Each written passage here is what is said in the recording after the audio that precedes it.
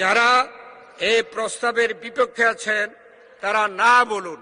জনাব হাফিজউদ্দিন আহমেদ বীর বিক্রম, তিনি 117 ভোলা 3-এর সংসদ সদস্য। আমি এখন প্রস্তাবটি সমর্থনের জন্য মাননীয় সদস্য জনাব রকিবুল ইসলাম 101 খুলনা 3-কে আহ্বান জানাচ্ছি।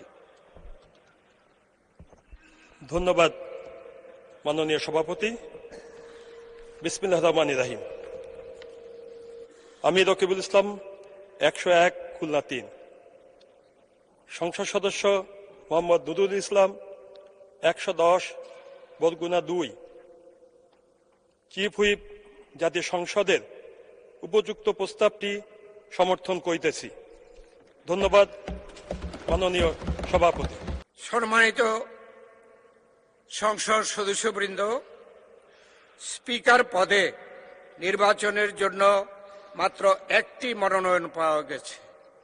এ অবস্থায় মাননীয় সংসদ সদস্য জনাব হাফিজউদ্দিন আহমদ বীর বিক্রম কে স্পিকার পদে নির্বাচিত হয়েছে বলে ঘোষণা করা যেতে পারে, কিন্তু কার্যপ্রণালী বিধির 8 বিধিতে স্পিকার পদে নির্বাচন সম্পর্কিত প্রস্তাব ভোটে দেওয়ার বিধান থাকায় আমি প্রস্তাবটি সংসদের সামনে পেশ করছি।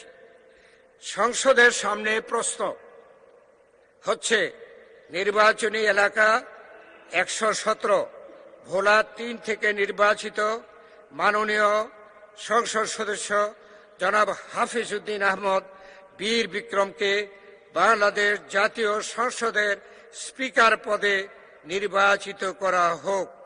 যারা এই প্রস্তাবের পক্ষে আছেন তারা হা বলুন।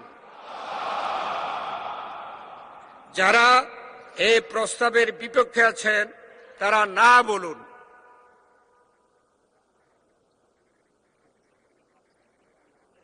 আমার মনে হয় হা জয়যুক্ত হয়েছে, হায় জয়যুক্ত হয়েছে, হায় জয়যুক্ত হয়েছে। অতএব মাননীয় সংসদ সদস্য জনাব হাফিজউদ্দিন আহমদ বীর বিক্রম সর্বসম্মতিক্রমে ও বিনা প্রতিদ্বন্দ্বিতায় বাংলাদেশ জাতীয় সংসদের স্পিকার নির্বাচিত হলেন।